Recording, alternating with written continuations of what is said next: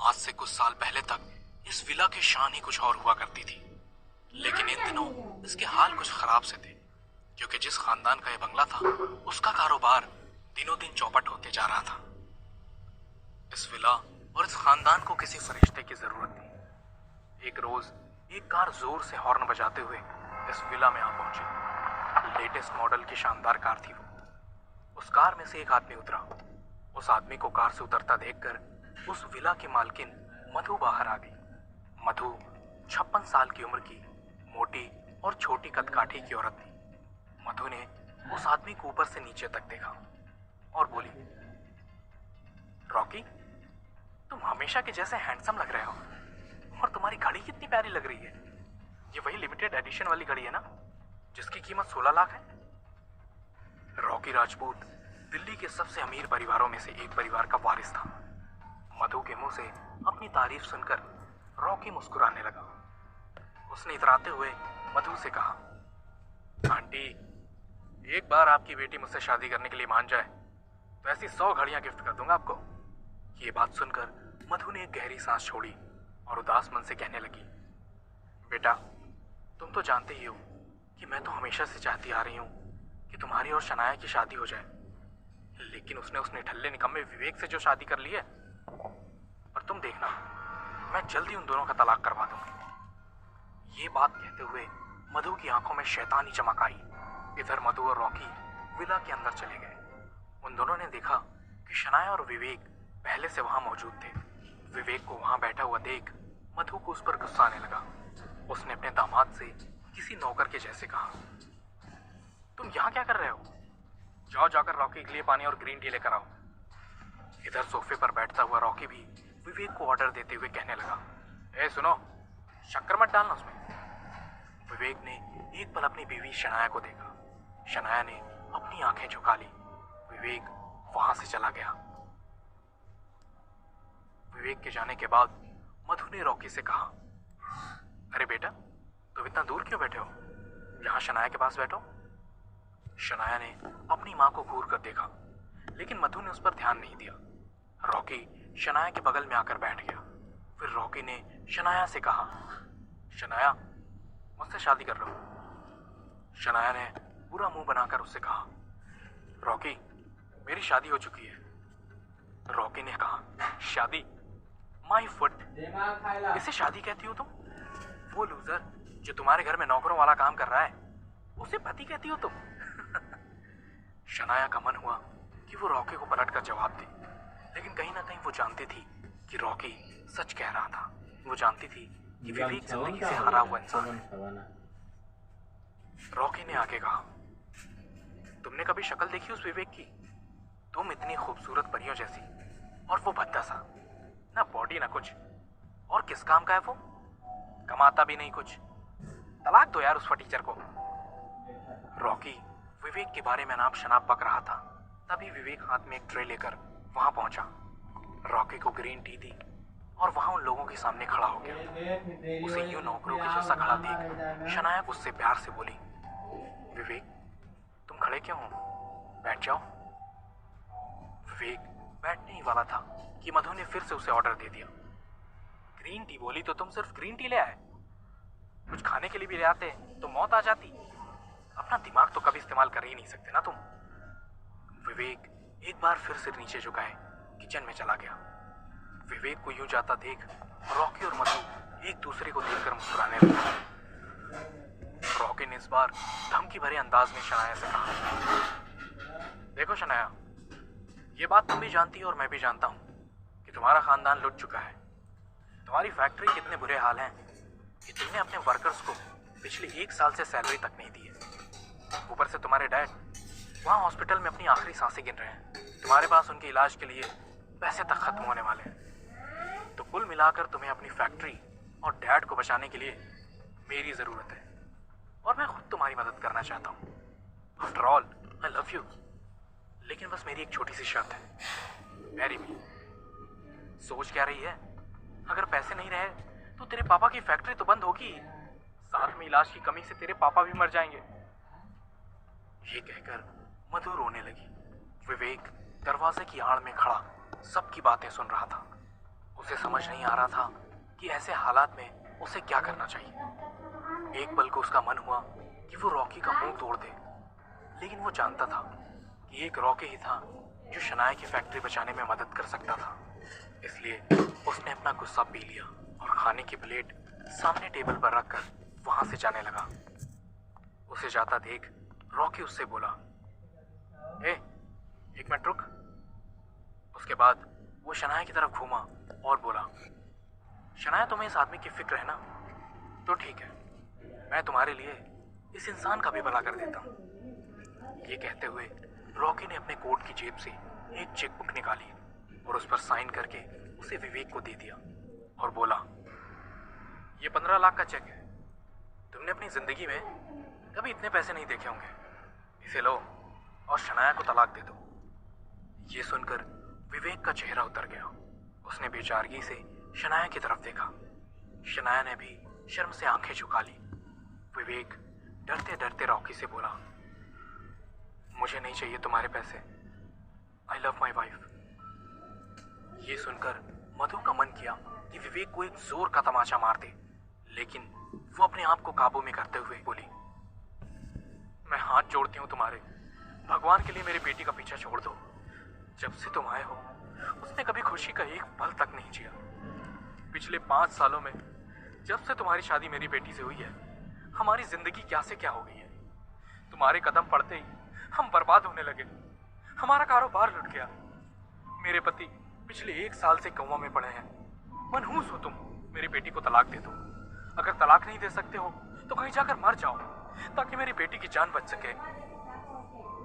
मधु की बातों ने विवेक को तोड़ दिया था। वो रोता हुआ वहां से चला गया। रात के कुछ 2 बज रहे थे। चारों तरफ शांति थी। विवेक एक ऊंची सी बिल्डिंग की छत पर बैठा नशे में धुत था। वो रोता हुआ शराब पर शराब पिए जा रहा था, लेकिन शराब उसके जख्मों पर मरहम नहीं लगा पा रही थी। आखिर में गुस्से में आकर उसने बोतल तोड़ दी। वो गुस्से में चीखने लगा, आसमान में बैठकर तमाशा क्या देखता रहता है? तुझे मुझ पर जरा सी भी दया नहीं आती ना? क्यों तू मेरे साथ ऐसा करता है? सब मुझसे नफरत करते हैं, घिन करते हैं सब। एक वो लड़की की तो है, शनाया, जो प्यार करती है मुझसे, लेकिन मेरे कारण बेचारी वो भी परेशान रहती है। मैं भी तो उस घर में नौकरों के जैसे सिर्फ शनाया के लिए रहता हूँ। वैसे सही कहती है मेरी सास। मनहूस हूं मेरा मर जाना ही ठीक है। काश आज से 5 साल पहले मैं भी अपने पिता की तरह मर गया होता या गायब हो गया होता। मैं तभी मर जाता तो शनाया को मेरी वजह से इतना सहना न पड़ता। लेकिन जो नहीं हुआ वो अब होगा। मैं शनाया को सब खुशियां दूंगा, चाहे उसके लिए मुझे मरना ही क्यों ना पड़े। हाँ, मैं मर जाऊंगा ताकि शनाया रॉकी के साथ खुशी से रह सके। शनाया के लिए वो सही है एकदम। मैं ना एक काम करता हूँ, मैं यहाँ से कूद जाता हूँ। थोड़ा बुरा लगेगा शनाया को, पर कुछ ही टाइम के लिए। उसके बाद तो उसको हल्का लगेगा, जैसे कोई बोझ उतर गया उसके सर से। वैसे भी मैं कुछ नहीं कर पाया आज तक शनाया के लिए। कम से कम मर कर उसे आजाद तो कर ही सकता हूँ। विवेक मुंडेर पर चढ़ गया। नशे में होने के कारण वो डोलने लगा। उसकी आंखों से लगातार आंसू बह रहे थे। आंसुओं के कारण उसकी आंखें धुंधला गई थी। उसने अपनी बची कुची ताकत लगाई और बिल्डिंग से नीचे कूद गया।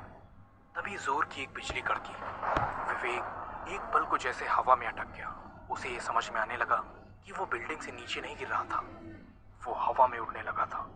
विवेक को लग रहा था ये सब उसका वहम है, लेकिन उस रात उस सुनसान बिल्डिंग की छत पर वो सब सच में हो रहा था। विवेक नशे में बड़बड़ाने लगा, ये क्या हो रहा है भगवान? कुछ ही पल में हवा में लटके विवेक को जैसे किसी शक्ति ने धक्का दिया और वो छत पर वापस आकर गिर गया। उसका दिल जोर जोर से धड़क रहा था। तभी कुछ देर में विवेक ने देखा कि उसके सामने कोई बूढ़ा आदमी खड़ा था। वो बूढ़ा आदमी कोई सन्यासी था।